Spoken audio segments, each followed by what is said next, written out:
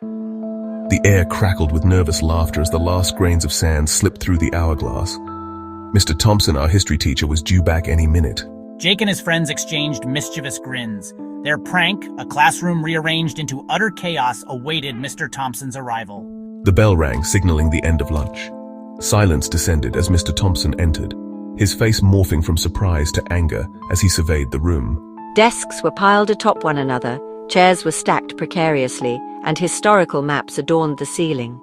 The room, usually a haven for learning, resembled a disaster zone. Whispers erupted as Mr. Thompson demanded to know the culprits. Jake, his heart pounding in his chest, remained silent. Shame and guilt gnawed at him, but the fear of confessing paralyzed him. The guilt was a heavy weight in Jake's stomach. Sleep evaded him that night. Images of Mr. Thompson's disappointed face flashed in his mind. He tossed and turned, the weight of his secret pressing down on him. The next day at school was torture. Jake couldn't meet Mr. Thompson's eyes. His friends' jokes about the prank now seemed hollow and cruel.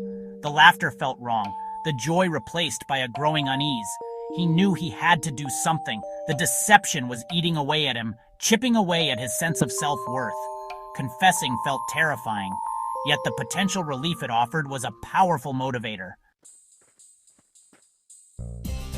With a deep breath and a heart full of trepidation, Jake approached Mr. Thompson's desk after class.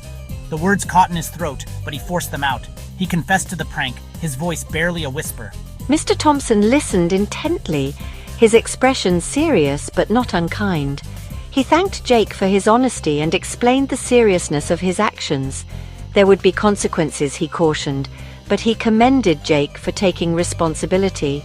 Relief washed over Jake. The truth, however difficult to admit, had set him free from the burden of his guilt. He accepted his punishment detention and helping Mr. Thompson rearrange the classroom with a newfound sense of clarity.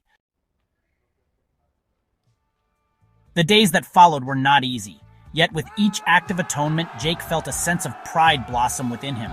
He held his head a little higher, his steps a little lighter. His classmates, initially surprised by his confession, now regarded him with newfound respect. Mr. Thompson, too, treated him with a warmth that had been absent before. Jake learned a powerful lesson that extended far beyond the walls of the classroom. He learned that true courage lies not in reckless actions, but in taking responsibility for one's mistakes. He discovered that admitting fault is not weakness, but a testament to character. By choosing accountability, Jake had not only earned back the trust and respect of others, but also discovered a strength within himself he never knew he possessed.